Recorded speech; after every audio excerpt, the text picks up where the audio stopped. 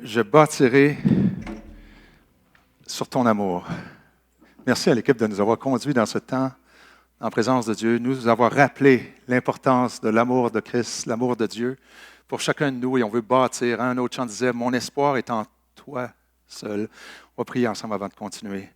Seigneur, merci pour ce temps où on vient devant toi, Seigneur.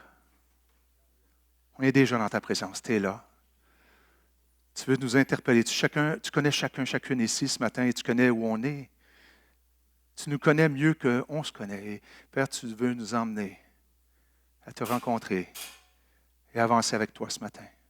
À te connaître un peu plus, de plus en plus. Entrer dans ce que tu veux pour nous. Découvrir la profondeur de ton amour. Et combien tu es notre seul espoir, Seigneur. Donc, bénis ce temps encore ce matin. Continue de bénir ce temps. Enlève tout ce qui peut être une distraction pour nous ce matin, pour entendre ce que tu veux nous dire. Merci, Jésus. Merci. Content de vous revoir. Content de voir aussi des gens que je ne connais pas ou peu. Donc, content de vous revoir tous. Je pose parfois la question à des gens, aspires-tu à goûter la paix, la joie? Aspires-tu à être heureux?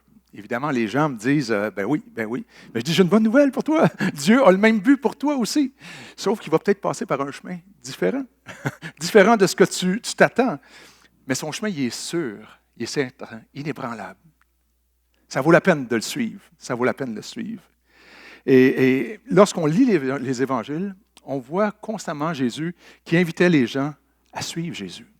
Il l'invitait à le suivre, à marcher avec lui, à mettre sa confiance. Et au travers des siècles, par la suite, on voit que des gens invitaient d'autres gens à suivre Jésus, à mettre leur confiance en lui et à se tenir proche de lui. Cette invitation à suivre Jésus, c'est une invitation à une relation avec lui. Et un jour, la plupart d'entre vous avaient dit, oui, je veux cette relation, je veux suivre Jésus aussi, et avoir cette relation. Mais est-ce que ça vous est déjà arrivé de suivre Jésus de loin? Suivre Jésus de loin. Est-ce que ça vous est déjà arrivé de remettre en question votre foi en Jésus? Votre choix de suivre Jésus? Est-ce que vous êtes déjà posé la question, est-ce que ça vaut vraiment la peine? Moi, ça m'est arrivé souvent. Où j'ai remis en question ce que je croyais. Est-ce que je suis en train de suivre la bonne personne?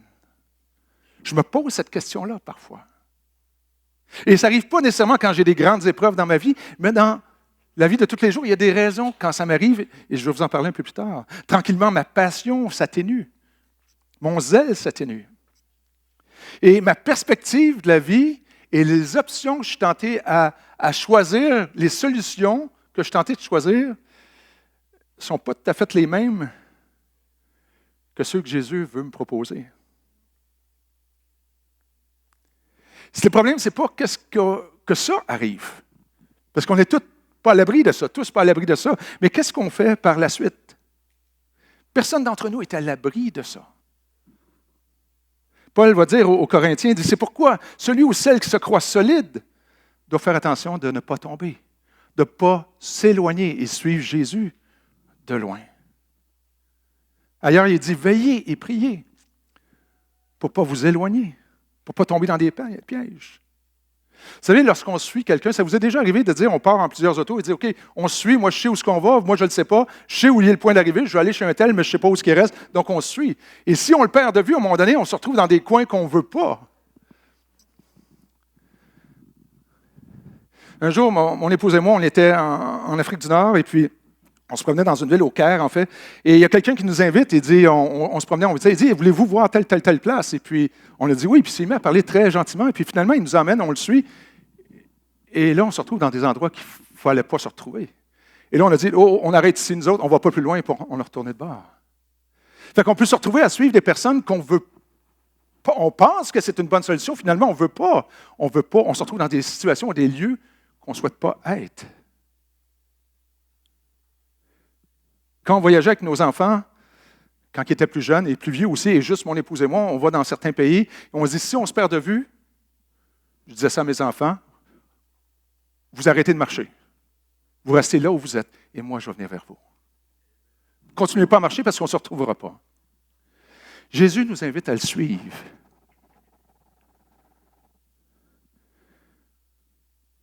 Un jour, vous avez dit oui à Jésus, je veux te suivre.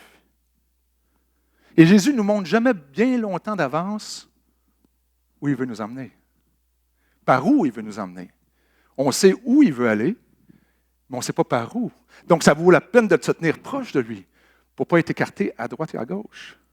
Et si on garde nos yeux, nos cœurs fixés sur Jésus, ça va aller. Mais si on dégage, on s'éloigne, on arrête de mettre nos regards sur Jésus, tranquillement, on peut le perdre de vue. Et se retrouver à des endroits qu'on ne souhaite pas être. Un bon exemple pour ça, c'est Pierre. L'apôtre Pierre, un des 12 apôtres. Un des disciples qui suivait Jésus. Pierre était un homme qui aimait le Seigneur, mais il était parfois inconstant. Un moment, il regarde à Jésus, puis il se met à marcher sur l'eau. Quelques instants après, il regarde ailleurs, puis il se met à couler. À un moment donné, il proclame que Jésus est le Messie, celui qui vaut la peine d'être suivi, c'est celui qui est le chemin, et qui est la vérité, qui a toutes les bonnes paroles. Et quelques moments après, il se met à faire des reproches à Jésus. Il dit non, tu ne dis pas les bonnes choses, tu te trompes. Pierre, il dit à Jésus qui est prêt à le suivre et faire tout pour lui. Jésus lui demande de prier avec lui, puis lui, il s'endort.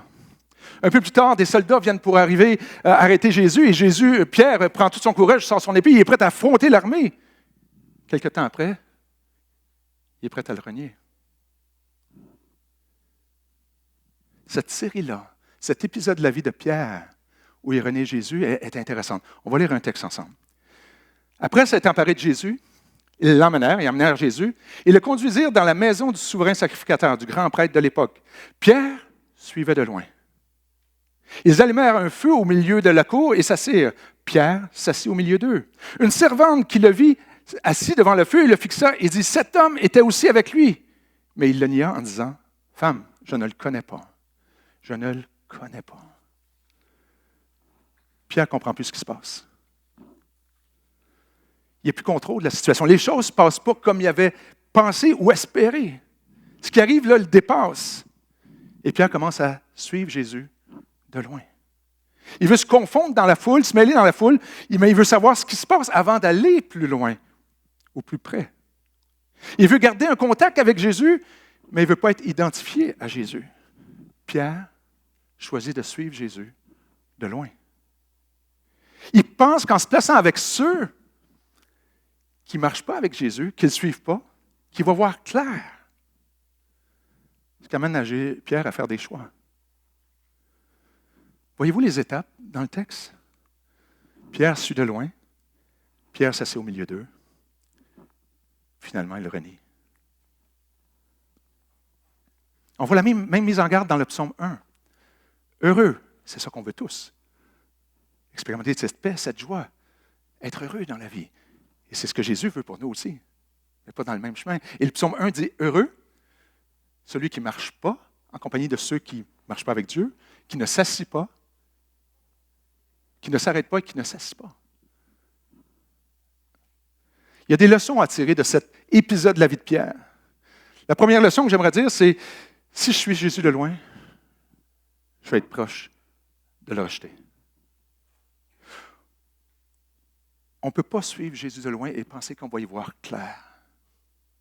Quelques heures plus tôt, Pierre affirmait, « T'es le Messie qui doit venir, je suis prêt à mourir pour toi, d'aller jusqu'au bout du monde avec toi. » Pierre, le rocher, qui a été témoin de miracles, de guérison, de la pêche miraculeuse, de la multiplication des pains, qui lui-même qui a marché sur les eaux, témoin de la transfiguration, qui a vu Jésus ressusciter des morts.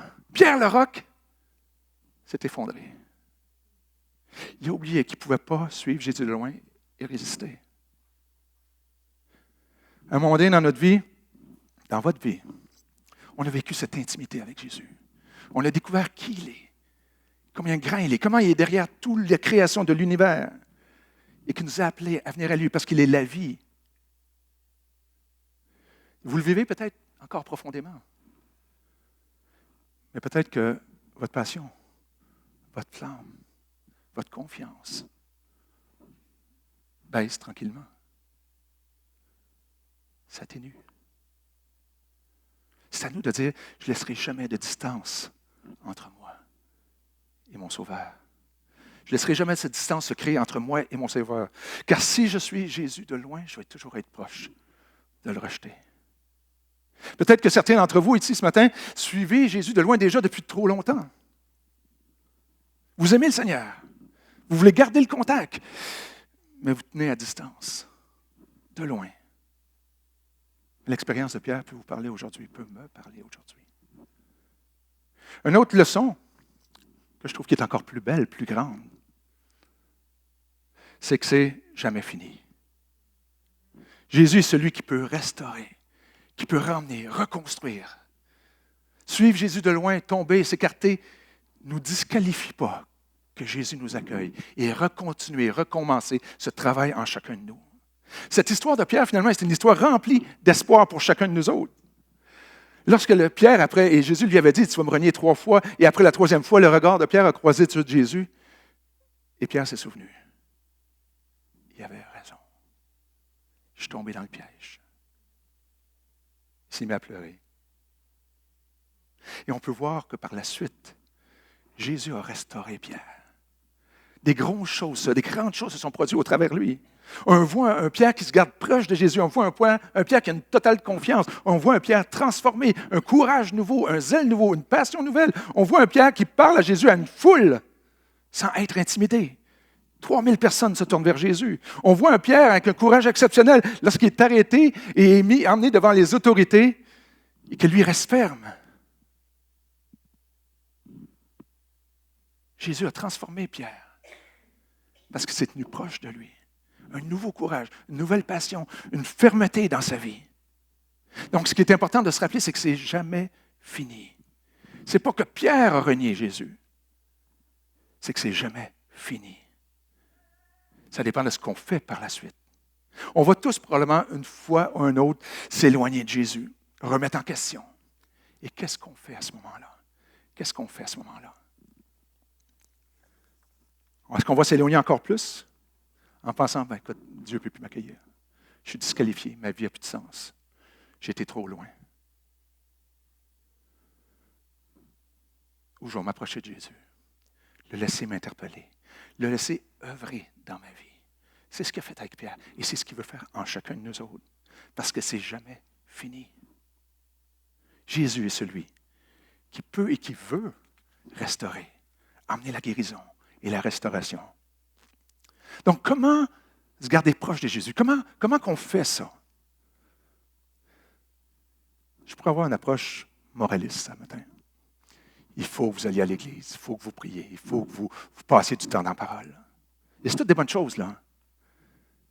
Mais j'aimerais mieux regarder pourquoi. Pourquoi c'est important, ces choses-là? Et qu'on apprenne ce que la Bible nous dit sur la tendance du cœur humain et les habitudes. Jésus connaît tes aspirations, il connaît chacune de vos aspirations, il connaît votre désir profond de cette joie, de cette paix, de ce heureux que chacun cherche avec les moyens qu'il a. Il connaît les besoins de nos cœurs mieux qu'on peut les connaître. Il est celui qui t'a créé. Il connaît tout de toi.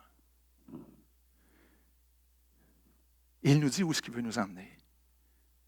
Et regardez un texte important qui nous dit, que Jésus lui-même nous dit. Il dit, le serment ne peut porter de fruits par lui-même, sans rester attaché au cep. Il en va de même pour vous. Si vous ne demeurez pas en moi, je suis le cep. Vous êtes les serments. Celui qui demeure en moi et en qui je demeure porte beaucoup de fruits, car sans moi, vous ne pouvez rien faire. Le cep, il prend l'exemple d'une vigne. Le cep, c'est le tronc principal et les serments, c'est les branches. Il dit, le serment, il doit rester attaché au tronc, à la vigne. Et là, tout coule dans la branche. Et la branche va porter le fruit. Et le fruit qui parle ici, c'est ce fruit que Dieu veut produire en nous, cette paix qu'on recherche, cette joie qu'on recherche, ce heureux qu'on recherche. C'est le fruit que Dieu veut produire en nous. Il nous dit comment? En rester attaché, demeurer en moi, rester unis en moi. Sans moi, vous ne pourrez pas y arriver. Sans moi, vous allez produire des fruits malades. On ne peut pas atteindre cette place que nos cœurs aspirent dans le fond de notre être, qu'on n'arrive peut-être pas à identifier, qu'on dit, si j'ai ça, je vais être heureux, si j'ai ça, je vais être heureux, si j'atteins telle chose, si j'ai telle relation, je vais être heureux. Lui, il aspire à la même chose que nous emmener dans cet endroit qu'on appelle le heureux, la joie et la paix. Mais lui sait par où. Il nous dit, sans moi, vous ne pourrez pas goûter à ce fruit-là. Dieu nous a laissé plusieurs promesses qui expriment que son désir est de nous emmener là, de construire cette image de Christ en nous.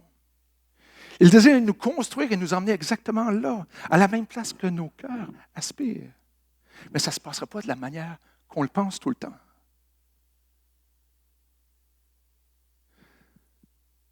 On va se regarder pourquoi c'est important de rester près de lui encore un peu plus loin.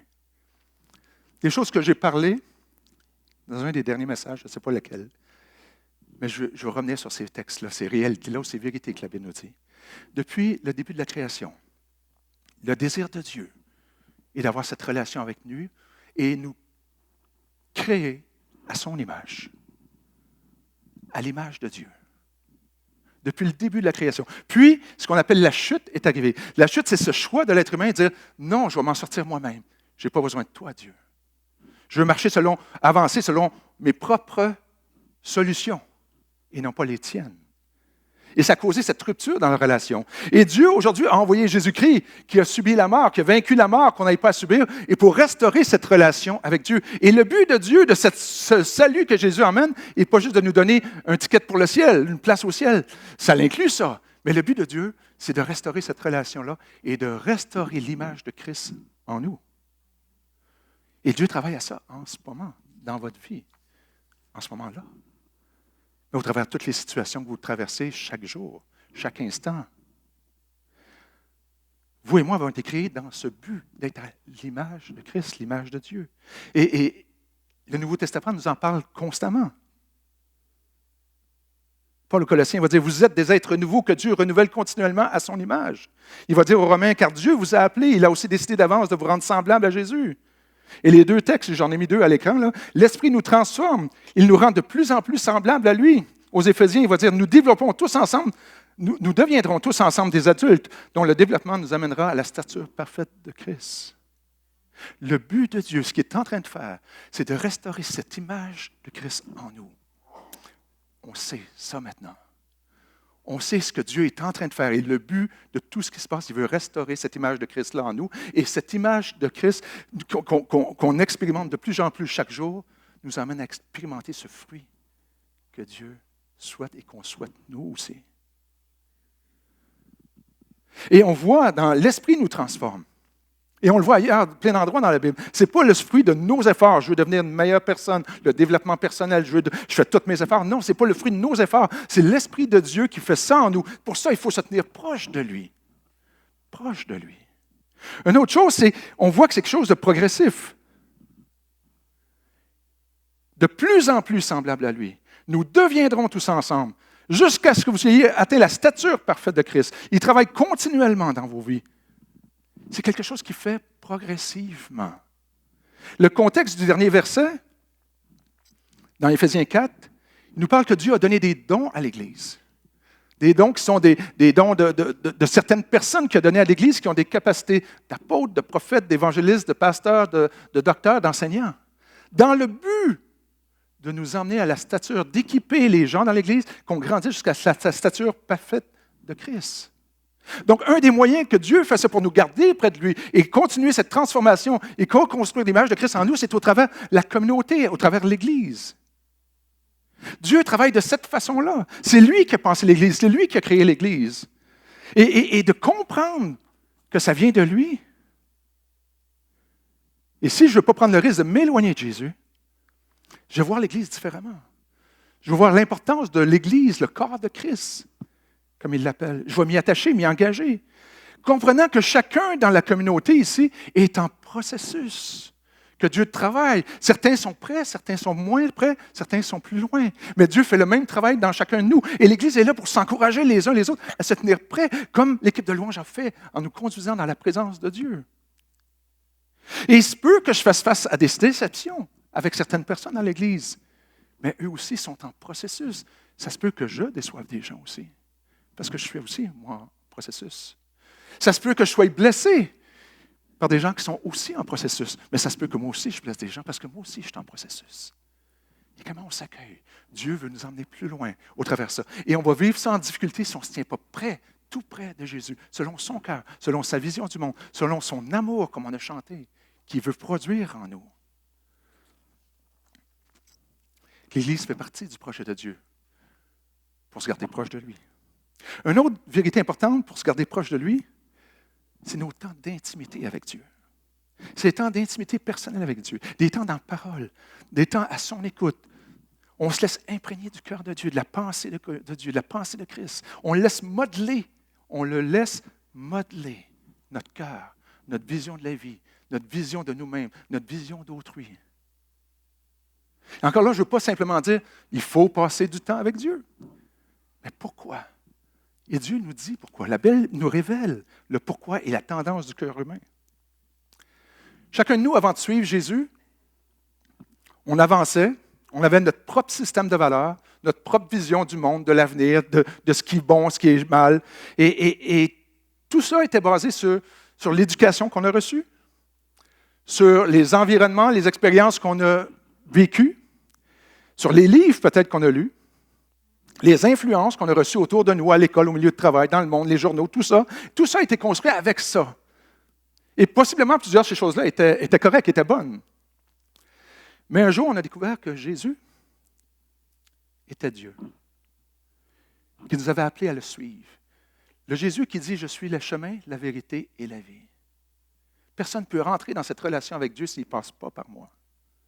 On a rencontré celui qui peut vraiment nous guider, nous conduire, nous emmener et combler nos cœurs.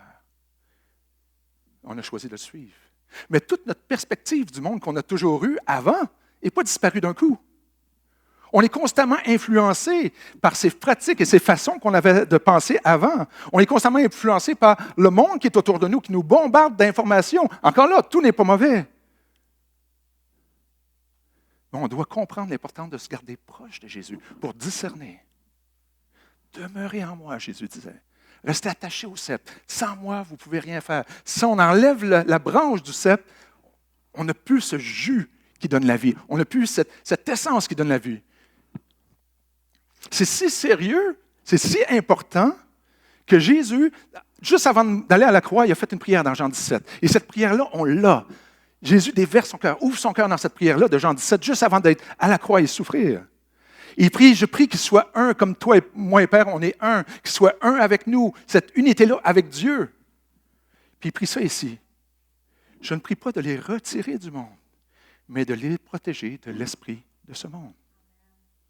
Père, non, je les veux là. Comme moi, j'ai été parmi le monde, moi aussi, je les envoie. Il prie dans la même prière. Mais enlève-les pas du monde. Ils ont besoin d'être là, que les gens voient leur lumière, les gens voient leur espérance, leur amour. Mais protège-les de l'esprit, de la façon de penser de ce monde, des valeurs de ce monde. Protège-les de ça. Mais pour ça, garde-les unis à moi. Qu'ils restent unis à moi. Jésus priait ça parce qu'il connaît la tendance du cœur humain. Il sait combien c'est facile de s'appuyer sur ce qu'on sait toujours appuyer, ce qu'on connaît de mieux. Nos habitudes constantes. C'est facile de revenir parce qu'on revient toujours à nos habitudes. Hein? Il y a une expression qui dit ça. Chasse le... Je ne me souviens plus, c'est quoi? C'est ça. Chasse le naturel et il revient toujours au galop. Et c'est tellement sérieux comme comportement et important de le comprendre. Parce qu'il ne faut pas juste dire, il faut que tu ailles à l'église, il faut que tu lises ta Bible, il faut que tu tiennes proche de Jésus. Mais pourquoi? Parce que c'est tellement important que Jésus a prié pour ça, tellement important que chacune des épîtres du Nouveau Testament adresse cette réalité-là. Je pourrais en mettre une pour chaque épître, là, mais je n'ai mis juste deux à cause du temps. Mais il dit, comme des enfants, Pierre qui dit ça, comme des enfants obéissants, ne vous conformez pas au désir que vous aviez autrefois dans votre ignorance. Avant, ignorance, là, ce n'est pas des ignorants dans le sens qu'on ne connaît pas. OK? Ce n'est pas le sens négatif, là. Ignorant. En tout cas, comme des enfants obéissants, ne vous conformez pas. Ça veut dire, le mot conformer ici, là, c'est intéressant parce qu'il veut dire ne vous laissez pas modeler. Ne vous laissez pas modeler de ce que vous allez devenir par la pensée du monde, par les façons que vous aviez avant de connaître Jésus. Quand vous ne connaissiez pas l'ignorant, quand vous ne connaissiez pas Jésus. Conformez pas, ne vous laissez pas modeler. Et Paul va dire la même chose dans Romains 12:2. Ne vous conformez pas, donc ne vous laissez pas modeler selon le monde actuel, mais soyez transformés dans votre façon de penser pour pouvoir discerner la volonté de Dieu, ce qui est bon, agréable et parfait. C'est ça qu'on veut. C'est ça qu'on veut. C'est tellement sérieux comme tendance. Et personne d'entre nous ne passera pas par là, ou n'est pas en danger de vivre ça. Que les auteurs du Nouveau Testament prennent le temps de nous informer, nous avertir, mettre en lumière cette tendance de l'être humain. que celui qui se pense solide ne prenne garde de s'éloigner ou de tomber. Si on pense que ça ne nous arrivera pas, on risque de tranquillement s'éloigner, négliger cette intimité avec Dieu et avancer par nos propres forces. Et il y a des bonnes chances que je commence à suivre Jésus de loin. Dans mon cas, chaque fois que j'ai commencé à suivre Jésus de loin et considérer d'autres solutions pour ma vie, c'est quand je négligeais ça. Ces temps d'intimité avec Dieu. Des temps. Cessez de prendre ces temps où je laisse Dieu m'interpeller. Ces temps d'intimité avec Dieu sont précieux. Avez-vous déjà expérimenté quelque chose comme ça? Moi, je l'ai vu avec mes enfants, mais aussi moi. Mes enfants vont passer du temps avec quelqu'un et ils reviennent et puis ils ont les mêmes gestuels, les mêmes intonations, les mêmes façons de parler. Ils disent, « Ah, t'as vu une telle, toi, dernièrement? » Ils disent, « Oui, oui. » Ils ont dit, « OK, ça revient. » Puis ils ont pris les mêmes habitudes, les mêmes tons. Et un moment donné, quand on étudiait en Suisse, on est revenu et j'ai appelé ma sœur. Et un moment donné, à son travail, la réceptionniste a passé le téléphone à ma sœur. Elle dit, « Il y a quelqu'un qui a un drôle d'accent qui t'a appelé. » Ma voix avait changé, mon accent avait changé. Prendre du temps avec Dieu intime, Dieu transforme. Nous transforme. Ce temps avec Dieu, Jésus nous en a donné l'exemple à plusieurs reprises. Constamment, Jésus se retirait. Jésus, notre Jésus qu'on suit, le roi des rois, le créateur du ciel et de la terre, celui pour qui tout a été créé, par qui tout a été créé, se retirait pour prendre du temps avec Dieu. Jésus savait pourquoi il était sur la terre. Il savait que la fin, c'était la mort, la croix. Jésus était pleinement Dieu, mais fait chair, qui a pris une forme humaine. Il est devenu comme l'un de nous. Il a délaissé ses attributs divins pour venir marcher comme l'un de nous, avec les mêmes défis, avec les mêmes limites que nous, les mêmes limites et défis que nous, comme l'un d'entre nous. OK.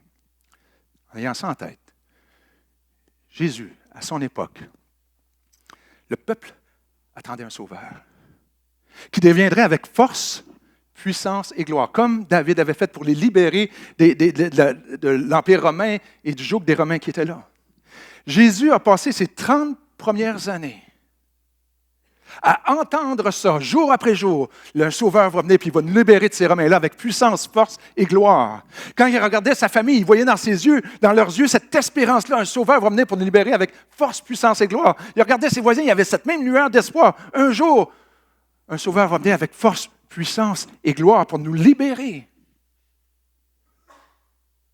Puis au début de son ministère public, il nous a dit que Jésus s'est retiré pendant 40 jours pour jeûner et prier. Dans le désert. Il était tenté. Et quand on regarde les tentations, on voit que ces tentations-là sont, parce que je le vois comme ça, c'est d'entrer dans son ministère avec force, puissance et gloire, selon la pensée populaire. De rentrer et devenir et accomplir sa mission selon l'aspiration, les désirs, la façon de voir qu'il a toujours entendu pendant 30 ans dans sa vie. Et lui, il ne veut pas aller là. Il se retire pour se tenir proche de Jésus, proche de son Père plutôt, et d'entendre sa voix, être enligné avec son Père, pour entrer dans ce que Dieu veut pour lui. Jésus est pleinement homme, avec les mêmes limites, avec les mêmes défis que nous. Accomplir sa mission selon les attentes du monde. Jésus avait besoin de s'arrêter pour ça. Pensez-vous qu'on n'a pas besoin de s'arrêter pour ça? Un autre exemple de la vie de Jésus. On va lire. Les gens voyant le signe, c'est la multiplication des pains. Les gens voyaient le signe miraculeux que Jésus avait fait, déclarant « Cet homme est vraiment le prophète ou le Messie qui devait venir dans le monde. » Jésus se rendit compte qu'ils allaient venir l'enlever pour le faire roi. Il se retira donc de nouveau sur la colline, seul. Jésus, le peuple, va faire de Jésus le roi. Imaginez ce qui se passe dans le cœur de Jésus. Pensez là. Les mêmes défis que nous, les mêmes combats que nous. Jésus se retrouve là, Et pensez à la scène dans le Gethsémani à la fin de sa vie avant d'aller à la croix, où Jésus est là devant Dieu, puis il prie, éloigne de moi cette coupe. Vous savez, la pensée d'aller souffrir la croix, ce n'était pas trippant pour Jésus. Ce n'était pas une pensée le fun, hey, cool, j'ai hâte d'aller souffrir, d'être fouetté, d'être cloué, d'être martyrisé. Non! Éloigne de moi cette coupe, Dieu. Ce n'est pas quelque chose de plus excitant pour Jésus. Ici, dans la situation de la multiplication, les gens veulent faire Jésus leur roi. Et pensez ce qui se passe dans la tête de Jésus. Ça y est, ils me reconnaissent comme roi. Est-ce que j'ai besoin encore de la croix? J'ai plus besoin d'aller à la croix. Ça y est, c'est accompli. Ils me reconnaissent comme le roi. Ça y est, c'est fait. Mais Jésus ne veut pas se fier à ses sentiments. Qui peut sembler à première vue être correct? Ça y est, ils me reconnaissent comme le roi. Ils reconnaissent qui je suis. Ça semble super à première vue. Mais Jésus se retire pour être seul avec son Père, à son écoute, est en ligne avec lui. Puis j'imagine, c'est pas écrit, mais j'imagine facilement dire, Jésus priait, Père, tu vois, ils me reconnaissent comme roi. Mais toutefois, pas ce que je veux, ce que toi tu veux. Pas ce que je pense, mais qu'est-ce que toi penses? Pas le chemin que moi je pense, mais quel est ton chemin? Parce que c'est toujours là le meilleur chemin. C'est toujours là le chemin inébranlable, solide, qui va m'emmener à l'endroit où je dois être. Jésus priait constamment, et pas seulement dans les grands moments, les grandes épreuves ou les grands tournants de sa vie. Si Jésus, le roi des rois, prenait constamment du temps intime avec Dieu, si Jésus, juste avant la croix, il a pris le temps de prier ça, si chacune des épîtres nous rappelle l'importance de ça, si Jésus, par sa propre vie, nous donne l'exemple, est-ce qu'on peut s'en passer? Est-ce qu'on peut s'en passer? Je parle de ce temps en tête à tête avec Dieu. Du temps avec lui à lire, à écouter, à prier, à exprimer nos joies, à exprimer nos détresses, nos souffrances. Jésus savait ce que Dieu voulait pour lui. Et Jésus ne voulait pas passer à côté, c'était trop important. Et pour nous, on sait ce que Dieu veut faire dans nos vies. Il veut nous emmener à cette place-là, cet endroit-là, où dans le fond de nos cœurs, on aspire. On sait que Dieu veut transformer, restaurer l'image de Christ en nous. Et c'est ça qui va porter le fruit qu'on aspire à vivre. Et je n'ai pas envie de passer à côté de ça. Je veux vraiment être là, selon le chemin que Dieu veut pour moi. Et pour ça, j'ai besoin de me mettre à son écoute, être arrêté avec lui, passer ce temps intime avec lui. Et par ces paroles-là, ce matin, je ne veux pas mettre de fardeau, surtout pas, ou mettre une culpabilité sur qui que ce soit. Je veux simplement mettre en lumière des vérités que Dieu met, pour qu'on puisse entrer dans ce que Dieu veut pour nous et goûter, expérimenter cette paix, cette joie, cette intimité avec Dieu qui va nous emmener à goûter ce que nos cœurs aspirent profondément. Qu'on expérimente les promesses de Dieu, de nous emmener là. De ce qui a commencé, il va le terminer dans nos vies. Je ne sais pas où vous êtes ce matin, dans votre marche avec Dieu. Mais je sais que Jésus est toujours là. Jésus est toujours là et il nous invite à venir à lui. Encore, Jésus aujourd'hui, il nous dit, viens, suis-moi, de près. Ce que j'ai commencé en toi, je vais le terminer. J'aimerais ça vous inviter à courber la tête, tout le monde, pendant que l'équipe de louange approche. Est-ce qu'on peut s'encourager les uns les autres, à se tenir prêts, à s'encourager, à reconnaître qu'on est tous en processus, on est tous en chemin, certains plus près, certains moins près, mais qu'on peut s'encourager à marcher proche de Jésus. Être là les uns pour les autres, comprenant ce que Dieu est en train de faire, ce qu'il fait. Peut-être qu'il y a des gens ici qui n'ont jamais eu cette rencontre avec Jésus, qui ne connaissent pas Jésus. Mais sachez que Jésus vous connaît et désire cette rencontre-là avec vous. Il vous invite encore aujourd'hui, viens, suis-moi, je vais produire en toi le fruit que tu aspires à goûter. Je suis le chemin, je suis la vérité, je suis la vie. Et Jésus vous invite aujourd'hui encore à venir à lui, à le suivre avec confiance, sachant qu'il sait comment nous emmener à la bonne place. Je vous invite à faire cette prière ce matin. Jésus, viens en moi. par ton esprit, fais ce travail en moi. Je reconnais qui tu es. Je veux te suivre, Jésus. Ou peut-être je t'ai suivi déjà de loin depuis trop longtemps. Et Seigneur, je veux m'approcher de toi. Je veux vivre cette intimité avec toi, tout près de toi. Jésus attend que vous, que moi, qu'on exprime notre désir d'être à lui, de marcher avec lui. Seigneur, merci pour ta parole. Merci parce que tu nous révèles qui tu es, mais tu révèles aussi nos cœurs et nos tendances, que tu les mets en lumière pour qu'on puisse voir vraiment nos habitudes et ce que tu veux produire en nous. Merci parce que tu n'as rien caché de ça. On a le privilège de connaître ça. Seigneur, on veut entrer avec toi dans ce que tu veux faire dans nos vies, te faire confiance, que tu sois notre espoir, notre seul espoir, qu'on puisse se tenir proche de toi, Seigneur. Goûter à la douceur de ta présence.